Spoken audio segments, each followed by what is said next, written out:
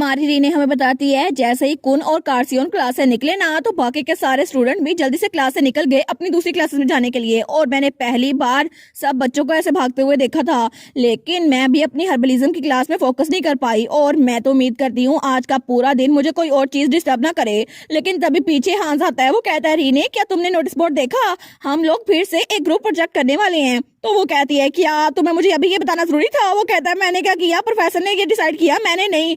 वो सोचती है, फिर से नहीं, मैंने पिछले सेमेस्टर बड़ी मुश्किल से ये किया था, लेकिन अब मुझे फिर से ये करना पड़ेगा। और ग्रुप प्रोजेक्ट मुझे तो अभी भी सोशल लेवल लगते हैं। तो वो कहता है, हमारे ग्रुप में आ जाओ ना प्लीज। तो वो कहती है, क्या? लेकिन तुम तो अपने दोस्तों के साथ नहीं होने वाले। वो कहता है, हाँ हाँ, लेकिन पिछली बार मैंने तुम्हें धोखा दे दिया था ना। और वैसे भी हमारी पूरी क्लास में तुम सबसे ज्यादा बेस्ट हो, तो तुम हमारे साथ ग्रुप बनाओगे तो हमारे लिए अच्छा होगा। और तब वो स्माइल करा था। तो हमारी ओन सोचती है, अच्छा हुआ ना इसने मुझे कह दिया। लेकिन पिछली बार भी इसने एन मौके पे मना कर दिया था क्योंकि इसकी ग्रैंडमा की डेथ हो गई थी। लेकिन फिर भी इसने मुझसे कहा था कि मैं प्रोजेक्ट से इसका नाम हटा दूं। और इस बार अगर मैंने इसके साथ प्रोजेक्ट ज्वाइन किया तो क्या पता ये काम करे। वो कहती है, सुनने में अच्छा लग रहा है। वो कहता है ना, थैंक गुडनेस, मुझे पता था कि पूरे सेमेस्टर में मैं तुम पे डिपेंड हो सकता हूँ। आखिर प्रोफेसर क्या चाहते हैं कि हम अपनी मेडिसिन खुद बनाएं? मुझे तो बहुत ज्यादा अजीब लग रहा था ये करना। वो कहती है, लगता है प्रोफेसर हमसे कुछ एक्सपेक्ट कर रहे हैं, इसीलिए हम इस पे काम करेंगे। वो कहता है, हाँ लेकिन कैसे करेंगे?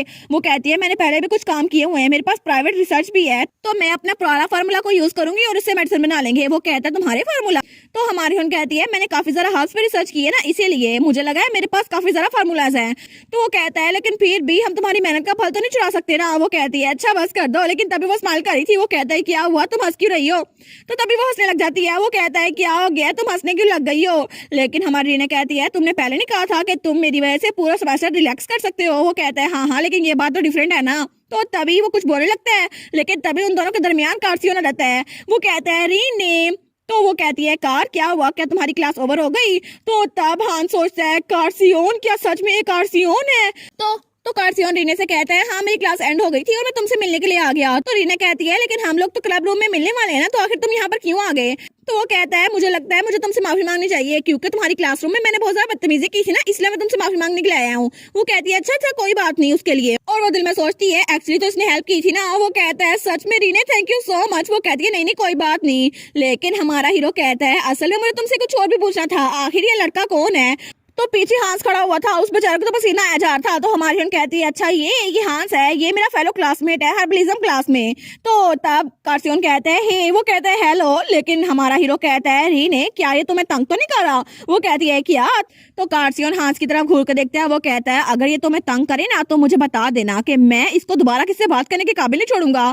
तो तब हांस बेचारा वो तो रीने के बीच छुप जाता है। वो कहता है, नहीं मेरी कोई गलती नहीं है। तो हमारी बहन कहती है, ये सिर्फ मेरा क्लास फेलो है और इसके अलावा ये अच्छा लड़का है। तो तब कार्सियोन कहता है, अच्छा लड़का, लेकिन ये तो एक लड़की के पीछे छुपा हुआ है, वो जिसको अपनी दोस्त कहता है, और तुम्हें लगता है ये अच्छा लड़का है? वो कहती है, हाँ हाँ, और इसके अलावा ये किसी और को पसंद करता है। तो कार्सियोन कहता है, तुम्हें इसकी बात पे यकीन कैसे है? अगर ये बात सच भी है तो क्या पता किसी दिन ये तुम्हें पसंद करने लग जाए। लेकिन तभी हाँ सिल्ला कहता है, नहीं नहीं ऐसा कभी नहीं हो सकता, मुझे बड़ी लड़कियां पसंद है जो मुझसे 2 या 3 साल बड़ी हो, और रीने और मैं सेम एज के हैं और इसीलिए मुझे ये पसंद नहीं है, मुझे तो इसकी दोस्त जेन पसंद है। और तभी वहाँ जेन भी आती है। वो कहती है, क्या? लेकिन उसने उसकी बात सुन ली थी हांस की। तो तब हमारी हम सोचती है, वाह देखो सही कैसे ब्लश किए जा रहा है जेन की बात करके। लेकिन तभी वहाँ पे जेन आती है। वो कहती है, रीने क्या तुम्हें पता चला हमारी डांस क्लास भी ऐड हो गई है और हमें वहाँ पे जाना होगा? तो हमारी हम कहती है, ठीक है कार्सियोन, मैं बाद में मिलूंगी, मुझे लगता है मुझे डांस क्लास में जाना होगा।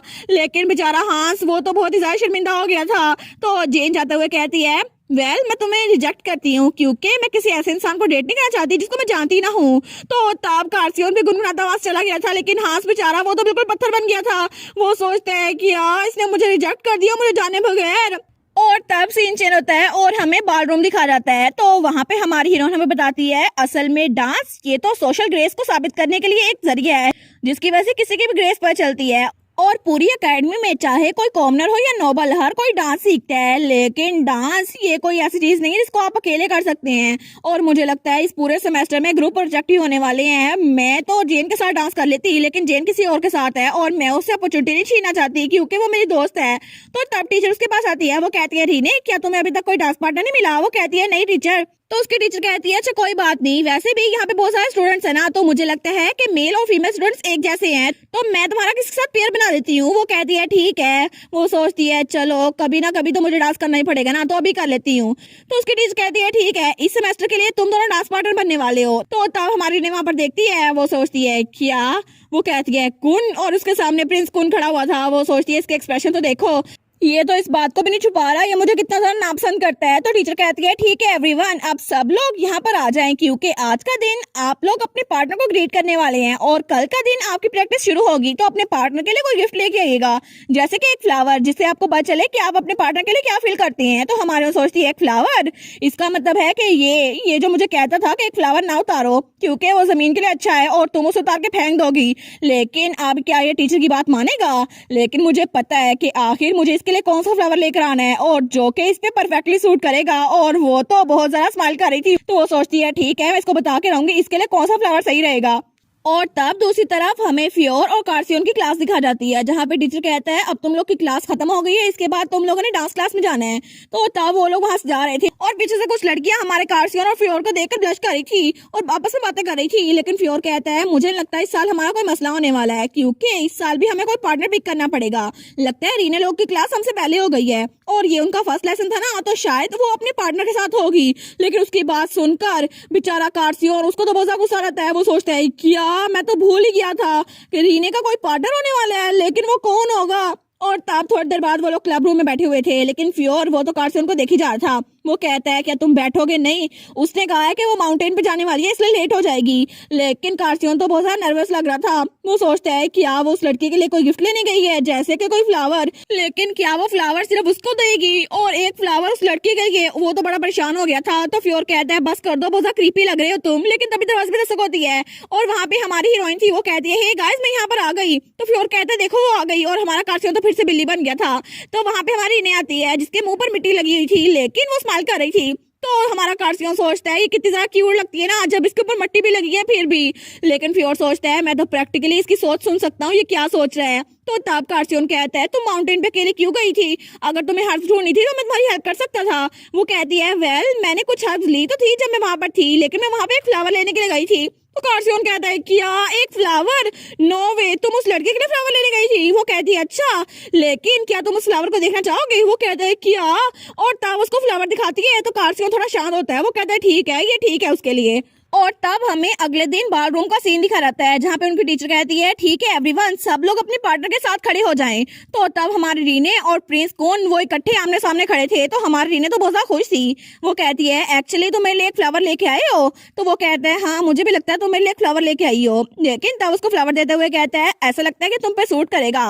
वो सोचती है वाह देखो सही, खुद इसने एक फ्लावर तोड़ा है लेकिन अब कोई मसला नहीं है। और तब उस फ्लावर को देखती है, वो सोचती है सच में इसे लगता है ये मुझ पे सूट करेगा। लेकिन वो बताता है असल में ये फ्लावर। तो हमारी हीरोइन कहती है नहीं तुम्हें मुझे बताने की जरूरत नहीं है। वो सोचती है एक येलो फ्लावर, ये तो अपने डांस पार्टनर को देना बिल्कुल ही मना है, क्योंकि ये फ्लावर इसका मतलब है जेलसी। लेकिन जिस किंगडम से ये आया है ना, वहां पर इस फ्लावर का मतलब होता है रिफ्यूजल, क्योंकि ये मुझे मना कर रहा है। तो वो उसे कहती है नोए होसे, है ना तुम्हारी चॉइस तो बहुत ज्यादा रिवीलिंग है। वो कहता है क्या तुम्हें पता था? लेकिन हमारी रीने कहती है थैंक यू इस गिफ्ट के लिए, या फिर तुम्हारे रिफ्यूजल के लिए मुझे थैंक यू बोलना चाहिए। वो कहता है नहीं, लेकिन हमारी रीने उसको वो फ्लावर देते हुए कहती है अब तुम्हारी बारी, ये लो।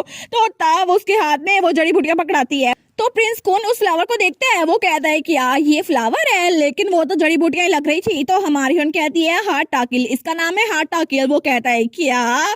तो पीछे जेन की हंसी छूट गई थी। वो कहती है मैंने तुम्हें फ्लावर का नाम बताया और तुम्हें जमीन से फ्लावर उतारना इतना बुरा लगता है ना, तो मैं इसके साथ इसके रूट्स भी ले आई हूँ ताकि तुम इसको किसी प्लांट में उगा सको, ठीक है? वो कहता है तुम इसको फ्लावर कहती हो। लेकिन वो सोचता है क्या ये मेरा मजाक उड़ा रही है। लेकिन तभी उसको वहाँ पे फ्लावर्स नजर भी आते हैं जो कि बहुत ज्यादा छोटे थे। वो सोचते हैं इसके तो छोटे छोटे फ्लावर्स भी हैं। तो प्रिंस कौन सोचता है क्या कोई लड़की ऐसी हरकत कर भी सकती है? लेकिन हमारी हीरोइन कहती है तुम हार गए। तो तभी टीचर कहती है ऑल राइट, अगर आप लोगों ने फ्लावर्स एक्सचेंज कर लिए हैं तो एक दूसरे के सामने झुके और एक दूसरे का हाथ पकड़े। तो हमारी हीरोइन उसके सामने झुकती है। वो सोचती है ठीक है देखते हैं आखिर में मजाक किसका बनता है। लेकिन तब वो प्रिंस कौन वो थोड़ा फ्लिंच होता है और वो उसके सामने झुकता नहीं है। और तब हाथ बढ़ाने की बारी आई थी और हमारी हीरोइन उसको घूर के देखती है, क्योंकि इस डांस प्रैक्टिस में लड़के ने हाथ बढ़ाना था। लेकिन हमारी हीरोइन सोचती है सच में ये तो मुझे बहुत ही ज्यादा गुस्सा दिला रहा है, ये अपना हाथ आगे क्यों नहीं बढ़ा रहा? तो हमारी हीरोइन वो अपना हाथ आगे बढ़ाती है। वो कहती है क्या मैं आपके साथ डांस कर सकती हूँ सर? तो तब प्रिंस कुन कहता है नहीं। तो हमारी ओर सोचती है क्या सब लोगों ने डांस के लिए हाथ पकड़ लिए हैं, लेकिन क्या ये मेरे साथ मजाक कर रहा है, आखिर ये मुझे समझता क्या है। तो तब हमारी हीरोइन उसकी तरफ हाथ बढ़ाती है और जल्दी से उसका हाथ पकड़ लेती है और उसके कंधे पे हाथ रखती है। तो तब प्रिंस कुन वो थोड़ा हिचकिचा रहा था, लेकिन तभी जैसे उसको बहुत ज्यादा डर लग रहा हो और तभी वो उसका हाथ झटक देता है और हमारी हीरोइन के हाथ पे मारता है। तो हमारी हीरोइन थोड़ा पीछे होती है, लेकिन तब पूरी की पूरी डांस क्लास उसकी तरफ देखती है। तो हमारी हीरोइन के हाथ पे बहुत ज्यादा चोट लग गई थी क्योंकि उसने उसके हाथ पे मारा था। तो तब प्रिंस कुन वो उसके हाथ की तरफ देखते हैं जहाँ पे उसने मारा था, वो कहता है मुझे माफ कर देना और वहां से निकलने लगता है। तो हमारी सोचती है क्या अब इसने क्या किया, लेकिन जब मैंने इसके हाथ को टच किया था ना और इसकी नेक को, तब मुझे कुछ एहसास हुआ। तो तब टीचर कहती है मैं कुन से बाद में बात कर लूंगी, अभी के लिए रीने। लेकिन टीचर की बात खत्म होने से पहले ही वहां पर कोई आता है। वो कहता है मैम मेरी पार्टनर को घर जाना पड़ा था, तो क्या मैं मिस रीना के साथ डांस कर सकता हूँ। वो कहती है हाँ ये तो अच्छा रहेगा ना। तो हमारी हम सोचती है प्रिंस कुन के सिम्टम्स से तो मुझे ऐसा लग रहा है, लेकिन तभी वो लड़का उसके पास आता है। वो कहता है हाय देयर। तो हमारी उसकी तरफ देखती है, वो कहती है हाय, लेकिन वो लड़का वो स्माइल करके कहता है मेरा नाम साइमन है और आपसे मिलकर बहुत ज्यादा खुशी हुई मिस रीने। और वो लड़का तो बहुत ज्यादा प्यारा लग रहा था। तो हमारी हम सोचती है साइमन मेरी क्लास में इस नाम का एक लड़का था सही, लेकिन वो ऐसा दिखता था मुझे पता नहीं था। तो तब वो भी कहती है हाँ तुमसे मिलकर भी खुशी हुई, लेकिन वो सोचती है कितना अजीब है ना, मुझे ये लड़का पहले कभी दिखा क्यों नहीं। तो तब उसकी तरफ हाथ बढ़ाता है। वो कहता है रीने मैंने टीचर से परमिशन ले तो लिया है, लेकिन क्या मैं आपके साथ डांस कर सकता हूँ, और उसकी तरफ हाथ बढ़ाए हुए था। तो हमारी ओर सोचती है क्या आखिर ये मुझे इतना जाना पहचाना क्यों लग रहा है। तो तब रीने ने साइमन का हाथ पकड़ लिया था। वो सोचती है इनक्रेडिबल, इसके हाथ तो कांप रहे हैं, लेकिन वो लड़का तो हमारी रीने को टच कर ही नहीं रहा था, उसके हाथ कांप भी जा रहे थे। वो सोचती है मैं तो इसकी फिंगर से इसकी नर्वसनेस को फील कर सकती हूँ, लेकिन जब भी मैं इसके चेहरे की तरफ देखती हूँ ना, तो मुझे ऐसा लगता है कि शायद इसका दिल बहुत तेज से धड़क रहा है, क्योंकि ये तो मुझे कार्सियोन की तरह लग रहा है ना, और साइमन बिल्कुल कार्सियोन की याद दिला रहा है मुझे। और वो तो साइमन की जगह कार्सियोन को इमेजिन कर भी लेती है, लेकिन असल में साइमन कार्सियोन ही था और वो शक्ल बदल के वहां पर आया था। वो सोचता है मुझे ये बात परेशान करी थी कि रीने के साथ फर्स्ट डांस कौन करेगा, लेकिन अब मैं रीने के साथ हूँ, मैंने उसकी कमर पकड़ी हुई है और उसका हाथ पकड़ा हुआ है और अब मैं उसके साथ डांस कर रहा हूँ। लेकिन दूसरी तरफ कार्सियोन की क्लास में वो अपनी इल्यूजन छोड़ गया था। फिर कहता है कार्सियोन, लेकिन वो कहता है एक इल्यूजन, वो कहाँ पे भाग गया। तो तब हमारी रीने कहती है सॉरी साइमन, मुझे तुम्हारे बारे में कुछ ज्यादा नहीं पता। तो साइमन कहता है नहीं कोई बात नहीं। तो हमारी रीने कहती है वैसे भी थैंक यू, अगर तुम ना होते तो मुझे टीचर के साथ डांस करना पड़ता। वो कहता है नहीं थैंक यू तो मुझे बोलना चाहिए ना। लेकिन तभी वो रीने के हाथ को देखते हैं जहाँ पे वो चोट लगी हुई थी, लेकिन तब हमारा हीरो उसके साथ डांस करते करते उसकी चोट को भी हील कर देता है। वो कहता है मैं अपनी अगली क्लास का इंतजार करूंगा क्योंकि मुझे आपके साथ डांस करने को मिलेगा। वो कहती है सच में, लेकिन हमारी हीरो वो सोचती है मुझे अब तो अपने हाथ में बिल्कुल भी पेन फील नहीं हो रही है, ऐसा लगता है कुन ने कभी मुझे मारा ही नहीं था, लेकिन ये डांसिंग करते हुए शायद मैं भूल गई हूँ। तो तब टीचर कहती है ठीक है एवरीवन, आप लोगों ने अच्छा काम किया, अब सब लोग अपनी क्लास में लौट जाएं, इसके बाद सब लोग को एटिकेट सीखने होंगे। तो हमारी बहन कहती है थैंक यू सो मच, और मैं उम्मीद करती हूँ कि हम लोग अच्छे से रहे पार्टनर। तो कार्सियोन वो कहते हैं हाँ बिल्कुल, लेकिन वो दिल में तो बहुत ज्यादा खुश हो गया था कि उसने पहला डांस रीने के साथ किया है। और तब उनकी बेल भी रिंग होती है और वो लोग अपनी अपनी क्लास में चले गए थे। लेकिन हमारी बहन वो सोचती है आखिर मुझे ऐसा क्यों लग रहा था कि मैं कार्सियोन के साथ डांस कर रही हूँ, लगता है मैं कार्सियोन के बारे में कुछ ज्यादा ही सोचती हूँ। और तब हमें अगले दिन गर्ल्स डॉर्मेट्री दिखा जाती है। तो हमारी बहन अपने हाथ को देखती है, वो सोचती है मुझे ऐसा लग रहा था मेरा हाथ दर्द कर रहा है, लेकिन जब मैंने डांस किया तो उसके बाद ये बिल्कुल भी असर नहीं लगा। लेकिन वो वहां पे लेटर्स को देखती है, वो सोचती है मैं आज का दिन बिल्कुल वेस्ट नहीं कर सकती, मुझे सबसे पहले लेटर्स रीड करने होंगे क्योंकि आज वीकेंड है। और तब वो पहला लेटर देखती है, वो उसी आदमी की तरफ से था जो उससे रिलेशनशिप एडवाइस मांगता था, यानी कि हमारे कार्सियोन का डैड। वो सोचती है ऐसा लगता है कि जो मैंने पहली एडवाइस देखी ना वो काम कर गई, इसलिए वो मुझे लेटर्स दिखते रहते हैं। लेकिन अच्छा हुआ ना वो अपनी वाइफ के साथ अच्छे से रहते हैं, ऐसा लगता है उनके पास कोई टेस्ट नहीं है प्रेजेंट्स के लिए और गिफ्ट के लिए, इसीलिए वो बहुत ज्यादा सीरियस लगते हैं। लेकिन वो बहुत ज्यादा अच्छे हस्बैंड भी है।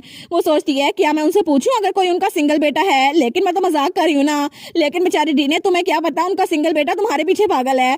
तो तब वो सोचती है दूसरा लेटर ये मेरी आंट की तरफ से मेरे लिए आया है और मुझे अपनी आंटी को लेटर लिखना बहुत ज्यादा पसंद है, लेकिन फिर वो इरहान है, लेकिन मुझे साफ पता है कि इरहान की जगह मुझे लेटर कौन लिखता है। और वो सोचती है मैं सच में इस स्मेल को बिल्कुल भी बर्दाश्त नहीं कर सकती, ये लवेंडर, हमारी पहली मुलाकात में ये लवेंडर ही था, लेकिन मैं दोबारा कभी भी इरहान या उससे मिलना नहीं चाहूंगी जब तक मैं ग्रेजुएट नहीं हो जाती। लेकिन वो सोचती है एक बार मैं ग्रेजुएट हो गई तो मुझे वापस से आंट के घर जाना पड़ेगा, लेकिन अगर मुझे उनसे दूर रहना है तो मुझे सबसे पहले स्कूल फिनिश होने से पहले अपने आप रहना सीखना होगा और उसके लिए मुझे पैसे कमाने होंगे। लेकिन मैं सच में अपनी आंटी पर रिलाई नहीं कर सकती, इसीलिए मुझे अपने टैलेंट को यूज करना होगा, अपने हार्ड वाला टैलेंट को, ताकि मेरे पास पैसे आ जाए और मैं कहीं और रह सकूं। लेकिन बिना किसी रिच कनेक्शन के मैं कोई मार्केट में जगह बना भी नहीं सकती और इसीलिए मुझे कोई बिजनेस पार्टनर ढूंढना होगा ना। और टावर टेबल पर सर रख लेती है। वो सोचती है आखिर ये सब कुछ सोचने का क्या फायदा, लेकिन तभी वो सोचती है अरे हाँ, मुझे ट्रूबल्स ब्रू उसकी मेडिसिन भी तो बनानी है ना, क्योंकि जब से पीटी ने मुझे बताया था ना उसके साइड इफेक्ट तो शुरू हो गए होंगे और वो सवाल जिनके जवाब मुझे मिल नहीं पा रहे, तो क्या पता उससे अच्छा मैं क्योर ही बना लूं, क्योंकि मैं किसी की हेल्प तो कर सकती हूँ ना। और ये सब कुछ तो मुझे बिल्कुल पागल कर रहा है, क्योंकि अगर पीटी ने मेरी बात सुन ली होती ना तो उसके साथ ये सब कुछ ना होता। और तब वहाँ पे 2 मेडिसिन पड़ी हुई थी। वो सोचती है लेकिन अब मैं इस बारे में सोच रही हूँ तो एक और इंसान है जिसकी मुझे हेल्प करनी है। और जब मैंने प्रिंस कुन की गर्दन पे हाथ रखा था ना तो तब मुझे कुछ अजीब सा महसूस हुआ और जैसे ही उन्होंने मेरे हाथ को पीछे धकेला तब मुझे पता चला कि उसका मसला क्या है और क्या मैं उसकी हेल्प कर दूं। लेकिन वो सोचती है नहीं नहीं, मुझे उसकी हेल्प नहीं करनी चाहिए, जब तक वो मुझसे आके माफी नहीं मांगता ना मैं उसकी हेल्प नहीं करूंगी। और चाहे वो किसी कंट्री का प्रिंस क्यों ना हो मैं उसकी हेल्प नहीं करूंगी, क्योंकि मेरी अपनी भी तो कोई इज्जत है ना। और तब हमें कुछ दिनों बाद का सीन दिखा रहता है और वहाँ क्लिनिक में ओलिविया बैठी हुई थी, वो लाल बालों वाली लड़की। वो कहती है नहीं नहीं अब मैं क्या करूँ, क्योंकि उसका पूरा का पूरा चेहरा रेड हो चुका था। वो सोचती है आज सुबह जब मैं उठी तो मेरा चेहरा बहुत ज्यादा गर्म लग रहा था, लेकिन ये तो बिल्कुल रेड हो गया है। और वो तो रोने वाली हो गई थी। वो सोचती है मुझे पता था कुछ अजीब है, लेकिन ये क्या हो गया मेरे साथ, क्या मेरा चेहरा दोबारा से नॉर्मल हो सकता है। वो सोचती है रीने ने मुझे बताया था अगर मैं उसकी बात सुन लेती और स्किन केयर को यूज करना बंद कर देती तो क्या पता मेरे साथ ये सब कुछ ना होता। लेकिन क्या मैं जाके उससे हेल्प मांगू? नहीं, कभी नहीं, मेरा प्राइड मुझे इस बात की इजाजत नहीं देगा। लेकिन अगर मैं उसके पास ना गई तो मेरा चेहरा अगर ये गल सड़ गया तो तभी वहां पर किसी के कदमों की आवाज आती है। वो सोचती है क्या, तो वो रोना बंद कर देती है। तो वहां पे कोई कहता है पीटी क्या तुम यहाँ पर हो? वो कहती है चल जाओ यहाँ से, मैं तुम लोगों से मिलना नहीं चाहती। लेकिन तभी वो सोचती है मुझसे मिलने के लिए कौन आ गया, तो तब वो कदम उसकी तरफ आ रहे थे और तभी वहां पे कोई मेडिसिन रखता है। तो ओलिविया सोचती है क्या ये कौन है, क्या ये एक जार है, लेकिन ये किसने रखा? तो वहां पे हमारी रीना खड़ी थी। तो वो कहती है ये ट्रूबल्स ब्रू का एंटीडोट है, अभी तुम सिर्फ अर्ली स्टेजेस में हो, अगर तुम इसको यूज करना बंद कर दो ना उस स्किन केयर को और इस जार को इस्तेमाल करना शुरू कर दो तो कुछ दिनों में तुम्हें रिजल्ट मिल जाएगा और तुम्हारी स्किन अच्छी हो जाएगी। लेकिन मैंने इसको यहाँ पे रख दिया है, बाकी का सारा काम तुम पर है। तो तब वहां से निकल गई थी। लेकिन ओलिविया वो तो रोने वाली हो गई थी। तो तब उस जार की तरफ हाथ बढ़ाती है, लेकिन हमारी हन तभी वहां पर आ जाती है। वो कहती है अगर तुम इससे अच्छी हो गई ना तो मुझे कोई लंच खरीद के देना, ठीक है? तो वो बेचारी वो डर जाती है, लेकिन हमारी हन वापस पलट जाती है। तो ओलिविया वो सोचती है सच में ये चीज तो मेरे प्राइड को हर्ट कर रही है, लेकिन फिर भी उसने मेरी हेल्प की। हालांकि मैंने उसको इतनी बातें सुनाई थी, लेकिन फिर भी वो मेरी हेल्प कर रही है। मुझे लगता है कि रीने वो सच में एक अच्छी इंसान है। और तब थोड़ी देर बाद हमारी हीरोइन जब वो पीटी को मेडिसिन दे के वापस आ रही थी ना तो तब क्लब रूम जाते हुए उसके साथ कुछ अजीब हुआ था। और तब जब वो सामने देखती है तो उसके सामने प्रिंस कुन वो नीचे गिरा हुआ था और हमारी रीने अपने हाथों को देखी जा रही थी। वो सोचती है मुझे तो बस एक मच्छर नजर आया था और मैंने उसको मारने के लिए हाथ बढ़ाया था, लेकिन वो थप्पड़ जाके प्रिंस कुन को लगा और वो तो नीचे गिर गया। लेकिन तभी कार्सियन वहां पर था। वो कहता है रीने देखो सही, तुम जिस इंसान से नफरत करती हो तुमने उसको मार गिराया है ना, तुम कितनी कूल हो। वो सोचती है नहीं, मैं तो मॉस्किटो को मारना था ना, लेकिन ये तो रास्ते में आ गया और ये गिर गया। लेकिन तब कार्सियन उसको क्लब रूम में ले आया था। तो कार्सियन तो बड़ा खुश था कि इसने प्रिंस कुन को मारा है। लेकिन फ्योर कहता है आखिर तुम उसको यहाँ पर क्यों लेके आई हो, अपने क्राइम को छुपाने के लिए? वो कहती है नहीं नहीं ऐसा कुछ भी नहीं है, मैं इसको क्लिनिक में लेके जाना चाहती थी, लेकिन इसने कहा था कि क्लिनिक में जाना नहीं चाहता। लेकिन तब उसको सर पे रखती है। वो सोचती है ऐसा लगता है इसको बुखार हो रहा है, लेकिन शायद ये हीट स्ट्रोक है, तो मुझे इसको कूल डाउन करना होगा। तो तब फ्योर कहता है पानी चलेगा? वो कहती है हाँ हाँ पानी, मुझे लगता है पानी से ही काम चल जाएगा। तो तब कार्सियन कहता है मैं पानी बना सकता हूँ मैजिक के साथ। वो कहती है सच्ची, ये तो बहुत हेल्पफुल होगा। लेकिन फ्योर वो सोचता है कुछ तो गड़बड़ है, अगर ये हेल्प करना चाहता है रीने की, फिर भी आखिर ये इतना नाइस क्यों बन रहा है? तो हमारी बहन कहती है अच्छा तुम इस टी पॉट में पानी जमा कर दो, मैं उसको पिला दूंगी। लेकिन वो कहता है साफ पानी चाहिए ना? वो कहती है हाँ बिल्कुल। लेकिन तभी कार्सियन ने मैजिक के जरिए बहुत सारा पानी कुन के ऊपर ही गिरा दिया था और कुन बेचारा वो हड़बड़ा के उठता है। वो कहता है कि हाँ ये क्या हुआ? तो हमारी बहन कहती है कार्सियन कहता है मुझे माफ कर देना, मुझे लगता है मुझसे गलती हो गई, मुझे जार में जमा करना था ना, लेकिन उसके ऊपर गिर गया। और वो तो बड़ा खुश था। तो हमारी बहन सोचती है सच में इससे अच्छा झूठ नहीं बोल सकता था ये एक ऐसा शख्स है जो टेलीपोर्ट करता है किसी भी चीज को, लेकिन इसको लगता है ये पानी को टेलीपोर्ट नहीं कर सकता। तो तब प्रिंस कुन वो बैठते हुए कहता है नहीं मैं ठीक हूँ, लेकिन इसने तो सच में मुझे जगा दिया है। तो तब हमारी बहन कहती है मैं खुश हूँ कि तुम बिल्कुल ठीक हो गए और तुम बिल्कुल बीमार नहीं हो, लेकिन मैं तुमको यहाँ पर लेके आई क्योंकि तुम क्लिनिक जाना चाहते थे, लेकिन अगर तुम्हारी तबीयत जरा खराब हो जाती तो मेरे साथ मसला हो जाता। तो कार्सियन कहता है तो हमारी बहन कहती है कार्सियन मुझे पता है कि तुम लोगों के साथ बहुत ज्यादा रफली बिहेव करते हो क्योंकि ये तुम्हारी पर्सनैलिटी है, लेकिन इस बार थोड़ा ज्यादा हो गया। तो कार्सियोन बेचारा वो कहता है क्या उसकी तो दुनिया हिल गई थी। तो तब वो बेचारा पीछे बिल्कुल डार्क मोड में चला गया था। तो हमारी कहती है ठीक है, सबसे पहले तुम्हें सुखाते हैं, मैं तुम्हारे टावल लेके आती हूँ। वो कहता है नहीं, यहाँ से मैं अपना काम खुद कर लूंगा। और तब वो अपना मैजिक यूज करता है और वहां पे विंड मैजिक आता है और तब वो बिल्कुल खुश्क हो गया था। तो हमारी सोचती है क्या ये विंड मैजिक था, लेकिन तब वहां पे हर चीज बिल्कुल खुश्क हो गई थी। तो वो कहती है विंड मैजिक, वो कहता है नहीं एलिमेंटल मैजिक, मेरे पास विंड का एलिमेंटल मैजिक है। तो हमारी सोचती है एलिमेंटल मैजिक, ये तो मैजिक की बिल्कुल दूसरी टाइप है ना, लेकिन ऐसा लगता है ये एम्पीरियल फैमिली से है जिसकी वजह से इसमें एल्व्स का ब्लड भी शामिल है। तो तब प्रिंस कुन कहता है सबसे पहले मैं तुम्हें थैंक यू बोलना चाहता हूँ क्योंकि मुझे लगा था तुम मुझे वहीं पे छोड़ के भागाओगी। वो कहती है मैं करना तो यही चाहती थी लेकिन फिर मैं तुमको यहाँ पर ले आई। वो कहता है और इसके अलावा मैं तुमसे माफी भी मांगना चाहता हूँ क्योंकि पिछली बार जब हम डांस करने वाले थे तो मैंने तुम्हारे हाथ पे मारा था, लेकिन इसकी एक बड़ी वजह थी कि मेरे हाथ के साथ बहुत बड़ा मसला है। वो कहती है मैं जानती हूँ तुम्हारी स्किन कंडीशन है ना, क्योंकि तुम्हारे हाथों में बहुत ज्यादा पसीना आता है। वो कहता है हाँ बिल्कुल यही मसला है क्योंकि मेरी पूरी बॉडी में कहीं पसीना नहीं आता सिवाय मेरे हाथों के, और गर्मियों में ये चीज तो बहुत ज्यादा मुश्किल हो जाती है और कभी कभी मेरी बॉडी हीट इतनी ज्यादा हो जाती है कि मुझे हीट स्ट्रोक होता है और मैं वहीं पे बेहोश हो जाता हूँ। लेकिन हमारी हन कहती है हाँ मुझे लगा ही था कि ये इस कंडीशन के साथ सफर कर रहा है क्योंकि जब मैंने इसके साथ डांस किया था ना तो इसका हाथ पकड़ा था तो इसकी गर्दन पे बिल्कुल भी पसीना नहीं था लेकिन सारा का सारा पसीना इसके हाथ में था। तो मुझे समझ आ गया था इसको कौन सी कंडीशन है। वो कहता है अभी तक के लिए तो मुझे इसकी आदत हो गई है, लेकिन अगर मैं क्लिनिक जाता ना तो मेरे बारे में रूमर्स फैल जाती। तो हमारी उन कहती है हाँ बिल्कुल मुझे पता है कि अगर तुम क्लिनिक जाते तो एम्पायर के सेकंड प्रिंस के तौर पर तुम्हारी रूमर्स बहुत ज्यादा फैल जाती है। वो कहता है हाँ, लेकिन तभी वो कहता है क्या तुम्हें पता है मैं कौन हूँ। वो कहती है मुझे लगता है कि पूरी एकेडमी को पता है तुम कौन हो, बस तुम्हें नहीं लगता कि सबको पता है। तो तब वो कहता है क्या, तो फ्योर कहता है तुम्हारे यहाँ आने से पहले ही ना यहाँ पर रूमर्स फैल गई थी। तो प्रिंस कौन तो अपने सर पकड़ लेता है। वो सोचता है क्या मुझे लगा था अगर मैं दूसरों के साथ फॉर्मली बात करूंगा तो मैं पकड़ा नहीं जाऊंगा, लेकिन हमारे सोचती है ये प्रिंस है, ये बात कैसे छुपती। वो कहता है फिर भी मैं माफी मांगता हूँ क्योंकि मुझे लगा था कि तुम बिल्कुल भी अच्छी इंसान नहीं हो, लेकिन तुम तो अच्छी इंसान हो। वो सोचती है हाँ बिल्कुल ये किसी और कंट्री में है और फिर भी ये इतना ज्यादा सेंसिटिव है और ये अपनी हेल्थ का खुद ही ध्यान रखता है, इसलिए शायद इसी वजह से ये मेरे साथ ऐसा बिहेव करा था। लेकिन वो सोचती है एक मेडिसिन जो कि ज्यादा पसीने को जज़ब करती है और इससे इसका मसला हल हो सकता है, मुझे लगता है मेरे पास सोल्यूशन है, क्या मुझे इसकी हेल्प करनी चाहिए। लेकिन तब उसकी तरफ हटती है। वो सोचती है मे भी मैं इसकी माफी सुनने के बाद थोड़ी सॉफ्ट अप हो गई हूँ, लेकिन क्या पता कि ये बाद में मेरे साथ ऐसा सलूक करे, लेकिन फिर भी एक रॉयल्टी है, एक प्रिंस है, तो मैं भी मैं इसकी हेल्प कर सकती हूँ और उसके बदले में क्या पता कि मुझे पैसे दे दे। तो तब वो खड़ा होता है। वो कहता है मैं चलता हूँ, थैंक यू। तो हमारी बहन कहती है कल इसी वक्त क्लब रूम में आ रहना। वो कहता है क्या, तो हमारी बहन कहती है मैं बस जो कह रही हूँ ना वो करो। तो वो कहता है ठीक है मैं कल आ जाऊंगा। लेकिन वो सोचता है पहले मुझे लगा था ये अजीब सी लड़की है, लेकिन इसके साथ बात करके मैं इसके बारे में और जाना चाहता हूँ, और तब वहां से निकल गया था। तो हमारी सोचती है मुझे लगता है मुझे अब उस प्रिंस के बारे में फिक्र करने की जरूरत नहीं है, लेकिन असल मसला वो तो यहाँ पर है ना। और वहाँ पे कार्सियोन बेचारा वो तो टूटा फूटा बैठा हुआ था और फ्योर को कार्सियोन के साथ ऐसे डील करना बहुत ज्यादा बुरा लगता था ना, तो वहां से निकल गया था। तो हमारी हीरोइन और कार्सियोन भी यहाँ पर थे। तो हमारी उन कहती है कार, वो कहता है तुम बिल्कुल ठीक कह रही थी, मैं एक गार्बेज हूँ और मैं जिंदा रहना डिजर्व नहीं करता, मुझे मर जाना चाहिए। तो वो कहती है मैंने ये नहीं कहा था मुझे तुमसे नफरत है, बस तुम ये छोटी मोटी जो चीजें करते हो ना ये प्रैंक, इसकी वजह से दूसरों को मसला होता है। वो कहता है लेकिन फिर भी अगर मैं तुम्हें मसला दे रहा हूँ ना तो मुझे लगता है इस दुनिया को खत्म होने से पहले ही ना मुझे मर जाना चाहिए, क्योंकि मैं ऐसा नहीं चाहता तुम मुझसे नफरत करो। वो सोचती है देखो सही है फिर से ऐसा करना शुरू हो गया है। वो कहती है आई एम सॉरी, मेरा ये मतलब नहीं था, बस इस बात को भूल जाओ ना।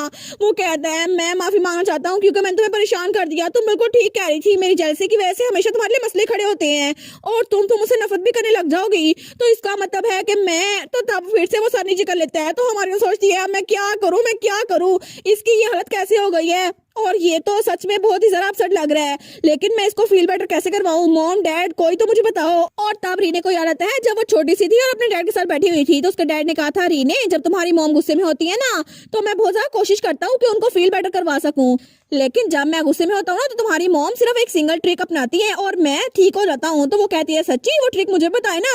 तो उसका फादर कहता है एक किस, तुम्हारी मॉम मुझे किस करती है और उसके बाद मैं सारा का सारा गुस्सा वो दूर कर देता हूँ, और ये तो एक तरह से उसका अपना मैजिक है। तो हमारी कहती है क्या मैजिक, इसका मतलब है मैं भी ये करने वाली हूँ।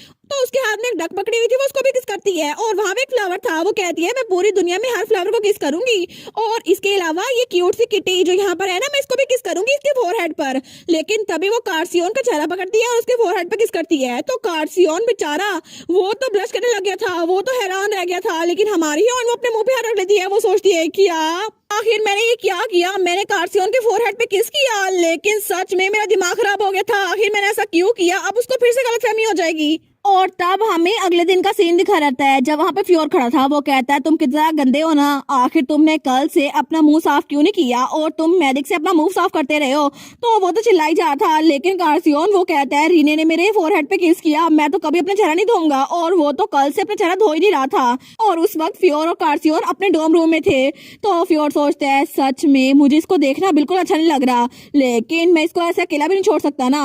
लेकिन तभी फ्योर कहता है अगर तुम अपना चेहरा नहीं धोगे ना तो रीने तुम्हारे पास नहीं आएगी। तो तभी कार्सियोन वो थोड़ा फ्लिंच होता है, तो तब वो तो कांपने लग गया था। तो फ्योर सोचता है बस कर दो सोचना और जाके अपना मुंह धो लो। तो तब कार्सियोन कहता है फ्योर आखिर मेरे गुड लुक्स के अलावा मेरे पास और क्या चीज है। तो फ्योर कहता है कुछ भी नहीं, तुम क्यों पूछ रहे हो। वो कहता है ना मुझे जाके अपना चेहरा धोना पड़ेगा ताकि रीने मुझसे तंग ना आ जाए। तो फ्योर सोचता है सच में ये लड़का मेरी बात क्यों नहीं मानता। तो तब थोड़ी देर बाद वो तो क्लब रूम में था। वो कहता है रीने आज मौसम अच्छा है ना, तुम्हारी क्लास अच्छी थी ना, क्या तुम्हें भूख लगी है, क्या तुम्हें प्यास लगी है, मैं तुम्हारे लिए स्नैक लेकर आऊं। तो वो कहती है हाँ हाँ नहीं और नहीं। वो सोचती है मुझे लगा था ये इस बारे में भूल गया होगा, लेकिन ये भूलता ही नहीं है। और कल तो मैं पूरी रात सो नहीं सकी थी क्योंकि मुझे इस बात की टेंशन हो रही थी इसको कुछ गलत ना लग जाए, लेकिन मुझे कोई आइडिया नहीं था कि अब से ऐसे एक्ट करेगा। वो कहती है कार्सियोन, वो कहता है हाँ क्या हुआ। वो कहती है असल में कल जो हुआ था ना उसका कोई मतलब नहीं था। वो कहता है हाँ हाँ मुझे पता है। वो कहती है तुम्हें पता है ना ये सब कुछ मैंने गलती से किया था। वो कहता है हाँ तो क्या हुआ, लेकिन वो तो बड़ा खुश था। तो हमारी हीरोइन कहती है क्या तुम उसको भूल नहीं सकते। वो कहता है सॉरी रीने, लेकिन मुझे लगता है मैं इसको कभी भी भूल नहीं सकता क्योंकि वो केस वो तो मुझे हमेशा याद रहेगी। और मुझे आज सुबह चेहरा धोते हुए बहुत ज्यादा बुरा लग रहा था, जैसे मैंने बहुत ज्यादा इंपॉर्टेंट चीज गुम कर दी हो। वो सोचती है ओ माय गॉड आखिर मैं अब इसको फिक्स कैसे करूं, मुझे यहाँ से भागना है, आखिर यहाँ पर कोई आ क्यों नहीं जाता मेरी हेल्प के लिए। लेकिन तभी दरवाजे में दस्तक होती है, वहां पे प्रिंस कौन था। वो कहता है रीने क्या तुम यहाँ पर हो, मैं अंदर आ सकता हूँ। तो वो कहती है हाँ हाँ ऑफ कोर्स। लेकिन कार्सियोन सोचता है यहाँ पर क्यों आ गया। लेकिन तब वहां पर आते हुए कहता है क्या मैं तुम लोग को इंटरप्ट कर रहा था। वो कहती है नहीं नहीं बिल्कुल भी नहीं, यहाँ पर आओ। तो वो सोचता है कार्सियोन के साथ क्या मसला है। तो कार्सियोन दिल में सोचता है आहा रीने ने मेरे फोरहेड पे किस किया है, तो मुझे तुम्हारे बारे में फिक्र करने की जरूरत नहीं है। तो प्रिंस कुन सोचता है मुझे तो थोड़ा बुरा लग रहा है लेकिन पता नहीं क्यों। तो तब हमारी रीने वो अपने बैग के पास आती है और वहां से कुछ निकालती है। वो कहती है मैंने तुम्हें यहाँ पर इसलिए बुलाया था, और उसको वो चीज देने लगती है। वो कहता है अच्छा ये क्या चीज है। तो हमारी हीरोइन कहती है ये तो तुम्हारे पसीने के लिए मेडिसिन है, और मैंने तुम्हें ये इसलिए दी है ताकि तुम इसको अपने हाथों पे लगाओ, और जब तुम अपने हाथों पे लगाओगे ना तो 3 दिनों के लिए इसका इफेक्ट रहेगा, और उसके बाद दोबारा तुम अप्लाई कर सकते हो। लेकिन अगर तुम्हें कोई ज्यादा मसला हो ना तो तुम 2 हफ्तों बाद दोबारा से मुझसे मेडिसिन लेने के लिए आ जाना। तो तब प्रिंस कुन कहता है क्या एक मिनट रुको, इसका मतलब है कि तुम मेरी कंडीशन को ठीक कर सकती हो। वो कहती है हाँ। तो वो कहता है मतलब मेरी कंडीशन को सच में इसका कोई इलाज है भी। वो कहती है ऑफ कोर्स है ना, और मेरी थ्योरी ये है कि तुम्हारा सारा का सारा पसीना तुम्हारे हाथों में जमा हो जाता है, इसीलिए बाकी बॉडी पार्ट्स पे पहुंच नहीं पाता। लेकिन जब तुम इस मेडिसिन को अप्लाई करोगे ना तो वो पसीना इक्वली डिस्ट्रीब्यूट हो जाएगा। तो वो कहती है ये डिओड्रेंट प्लांट से बना है, और अगर तुम्हारे हाथों में स्वेट कम हो जाए तो बाकी बॉडी पार्ट्स में आ जाएगा, जिसकी वजह से तुम्हारे हाथों का स्वेट वो कम हो जाएगा। लेकिन इसका ये मतलब नहीं है कि सारा का सारा तुम्हारे हाथों से निकलेगा, इस तरह ये तुम्हारी हेल्प करेगा। वो कहता है कि यार ये इतना भी इजी नहीं है, बहुत सारे लोगों ने मेरे सिम्टम्स को देखा था लेकिन कोई भी मुझे ट्रीट नहीं कर पाया। तो ताओ स्माइल करते हुए कहती है आई गेस तुम्हें इसकी जरूरत नहीं पड़ेगी। लेकिन प्रिंस कुन वो कहता है क्या। तो हमारी रीने कहती है नेचुरली मैं इसे तुम्हें फ्री में नहीं देने वाली, मुझे इसके बदले में कुछ पैसे चाहिए होंगे है ना। तो वो सोचता है सच में इसका इलाज है, मतलब ये काम कर जाएगा। बहुत सारे स्कॉलर्स और फिजिशियन वो तो जमा हुए थे जब से मैं छोटा था तब से इलाज करने के लिए, लेकिन कोई भी पूरी जिंदगी में कोई भी मेरी हेल्प नहीं कर पाया, और आखिर में सब लोग को महल से निकाल दिया गया क्योंकि किसी ने मेरी हेल्प नहीं की थी और मुफ्त दवाइयां लेकर आए थे। लेकिन इसका मतलब है कि सच में मुझे इस कंडीशन से निजात मिल सकती है। तो तब प्रिंस कौन उसको देखता है, वो सोचता है सच में मेरा दिल कर रहा है कि मैं इसकी बात पे यकीन कर लूं। और कार्सियोन तो वहाँ बिल्कुल बिल्ली बना हुआ बैठा हुआ था सोफे पर। तो तब वो कहता है मुझे तुम पे यकीन है, प्लीज मुझे अलाउ करो कि मैं इसको ले लूं। तो हमारी हीरोइन उसकी तरफ मेडिसिन बढ़ाती है। वो कहती है हाँ ले लो, लेकिन मैंने इसको स्मॉल क्वांटिटी में बनाया है, अगर तुम्हें और चाहिए होगी तो अगले हफ्ते आकर ले लेना। और तब उसके हाथ से वो मेडिसिन पकड़ा था, लेकिन कार्सियोन वो तो हाई अलर्ट पे था कि रीने का हाथ प्रिंस कुन के हाथ से टच ना हो जाए। तो प्रिंस कुन कहता है आई होप ये काम कर जाए। तो हमारी हुन कहती है हाँ ये काम करेगा ना, मैंने इसको बनाया है। वो कहता है सच में तुमने इतने डिस्कम्फर्ट के बावजूद भी मेरे लिए क्योर बनाया। मुझे पता है कि तुम सच में इनक्रेडिबल इंसान हो, लेकिन रीने क्या तुम्हें बहुत ज्यादा पसीना आता है? मे भी तुम्हारे बहुत ज्यादा फ्लैशी जॉइंट होंगे या फिर। तो रीने कहती है क्या एक बार फिर से कह के दिखाओ। वो कहता है नहीं नहीं मेरा ये मतलब नहीं था। लेकिन तभी कार्सियन उसके पीछे मैजिक सर्कल बनाता है, उसको टेलीपोर्ट कर देता है और तब प्रिंस कुन वहां से निकल गया था। तो तब कार्सियन बड़ा खुश था। वो कहता है देखा मैंने अच्छा काम किया, अब मैं किसके लिए रेडी हूँ, फिर से मेरे फोरहेड पे किस करो। वो सोचती है मुझे खुशी हुई कि प्रिंस कुन का मसला हल हो गया है, लेकिन मेरे पास उससे भी बड़ा मसला है। तो तब कार्सियन कहता है अगर तुम्हें मुझे फोरहेड पे किस नहीं करनी तो डेट के बारे में क्या तुमने प्रॉमिस किया था हम लोग कहीं पे चलेंगे। वो कहती है क्या मैंने कब प्रॉमिस किया था कि मैं तुम्हारे साथ डेट पर जाऊंगी। लेकिन वो कहता है पिछली बार तुमने कहा था कि तुम मेरे लिए स्नैक्स लेकर आए ना, मैं तुम्हें डिनर के लिए लेके जाऊंगी किसी फैंसी जगह पर। वो कहता है तुम्हें याद नहीं है। तो हमारी कहती है अच्छा वो सोचती है मैंने ये तो नहीं कहा था एक डेट होगी, लेकिन वो तो सिंपल खाना खाएंगे हम लोग। लेकिन फिर भी अच्छा है ना कि ये उस किस की बात ना करे, क्योंकि वो चीज तो मेरे दिमाग में छाई हुई है और मैंने तो अपने डैड की बात मान के ऐसा किया था, लेकिन मुझे क्या पता था कि मैं असल में ये कर दूंगी और मुझे लगता है मुझे इसकी बात माननी चाहिए। लेकिन रीन उससे कहती है ये कोई डेट नहीं होगी, ये सिर्फ डिनर होगा, ठीक है। वो कहते हैं हाँ हाँ ठीक है, लेकिन इसका कोई और मतलब ना समझ लेना, ये सिर्फ रेगुलर खाना होगा। वो कहता है हाँ हाँ ठीक है। तो हमारी कहती है ठीक है हम लोग चलते हैं। तो वो कहता है क्या अभी, लेकिन अभी मैं रेडी नहीं हूँ ना इमोशनली, मुझे लगता है मुझे तैयारी करनी होगी। वो कहती है हम लोग खाना खाने जा रहे हैं ना, और मैंने कब कहा ये डेट है, तो जल्दी चलो ना मेरे साथ। वैसे भी तुम एक डिनर के ऊपर इतना हाइप अप क्यों हो रहे हो, ऐसा तो बिल्कुल भी नहीं है ना मैं तुम्हारे साथ पहली और आखिरी बार डिनर करने वाली हूँ। तो तब कार्सियन कहता है क्या, तो हमारी रीना सोचती है मैंने ये क्या बोल दिया। तो कार्सियन कहता है सच में, मतलब तुम ये पहली और आखिरी बार मेरे साथ डिनर नहीं करने वाली, इसके अलावा भी हम बाद में इकट्ठे डिनर करने के लिए जाया करेंगे। वो सोचती है ओ नो मैंने ये क्या बोल दिया, मेरी जुबान ये तो फिसल गई थी, लेकिन इसको फिर से लगेगा कि मैं दोबारा से इसके साथ डेट पर जाऊंगी, लेकिन ऐसा कुछ भी नहीं है। और इसी के साथ ये वाला पार्ट यहीं पर ख़त्म। तो आप लोग बताइएगा आप लोग को ये पार्ट कैसा लगा, और वीडियो को लाइक और चैनल को सब्सक्राइब लाजमी कीजिएगा। बाकी वीडियोस का लिंक भी स्क्रीन पर नज़र आ रहा होगा, तो काइंडली उनको भी चेकआउट कर ले। और thank you so much for watching my videos. Stay safe, bye bye.